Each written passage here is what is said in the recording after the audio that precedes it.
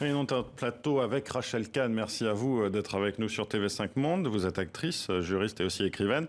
Votre dernier livre, Racé, a provoqué le débat en France autour de la pensée décoloniale. Vous avez notamment remis en cause le terme racisé.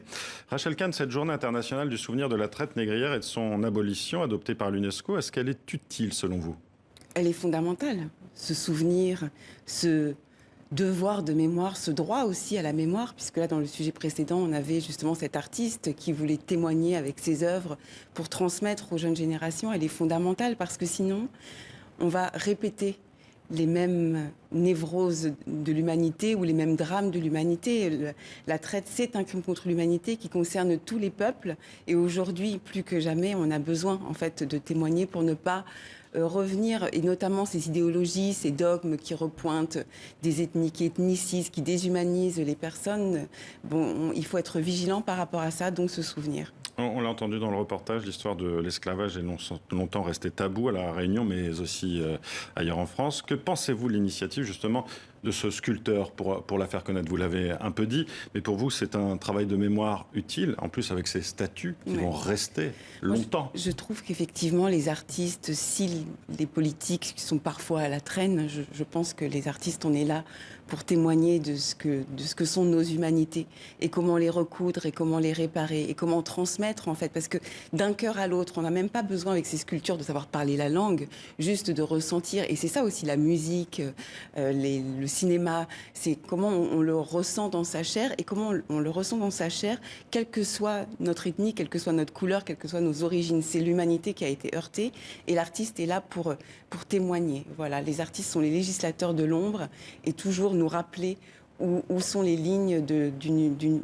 humanité un peu plus lumineuse. Il y a aussi tout le travail législatif. C'est sous l'impulsion de Christiane Taubira en France, il y a 20 ans, que le pays devenait le premier pays du monde à reconnaître l'esclavage comme crime contre l'humanité. Vous l'évoquiez, je crois qu'aujourd'hui, il n'y a que deux pays, la France et le Sénégal. C'est assez peu quand même. C'était une étape nécessaire, selon vous, même si la loi et son application concrète reste difficile à appliquer aujourd'hui. C'est une étape nécessaire, d'autant que la jurisprudence de la Cour pénale internationale a déjà défini l'esclavage comme étant un crime contre l'humanité. Après, c'est sûr que son implication, son imprégnation, aussi le fait que tout le monde se sente concerné justement par cette histoire. Aujourd'hui, on veut nous mettre dans des cases où les Noirs devraient être concernés que par les choses de Noirs, les Blancs que par les choses de Blancs. Et en fait, cette loi-là, elle dit bien... Ça revient sur justement votre livre. Oui. Là, vous parlez donc du terme racisé. Vous avez ce débat, justement, où vous estimez que ce terme racisé fige les identités. Ça ne recoupe pas. En fait, ceux qui défendent ce terme disent que c'est un terme scientifique, qui est un processus et qui, normalement, n'assigne pas. Je reprends leurs arguments.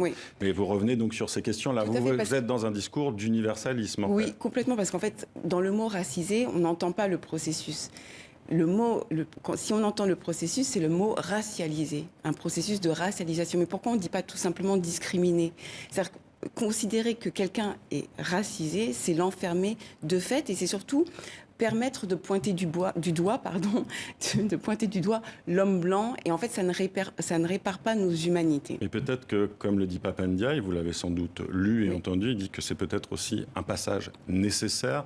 Ce terme de racisé permet une reconnaissance pour certains du fait d'être discriminé parce que noir, parce qu'arabe, et que peut-être après, on pourra tendre à l'universalisme. J'espère que l'après sera très vite. C'est surtout ça. Parce qu'en fait, ces étapes même les réunions entre racisés, les réunions ne me semblent pas réparer nos humanités. Une œuvre d'art, là, par exemple, où tout le monde peut s'imprégner de cette histoire. Moi, je suis allée au Rwanda il n'y a pas très longtemps, mais aussi à Gorée, où chacun se sent concerné par cette histoire de l'humanité. Je pense que c'est le bon chemin, et notamment pour nos enfants. C'est-à-dire très tôt, dès l'école primaire, dès qu'on commence à apprendre à lire, à comprendre ce que l'humanité a pu faire.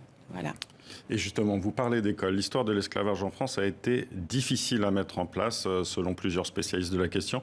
En 2020, la Fondation pour la mémoire de l'esclavage a publié un rapport qui souligne de grandes disparités de cet enseignement, qu'on soit justement dans les lycées généraux de l'Hexagone et puis dans les lycées professionnels et les lycées généraux d'outre-mer. On n'enseigne pas du tout l'esclavage de la même manière.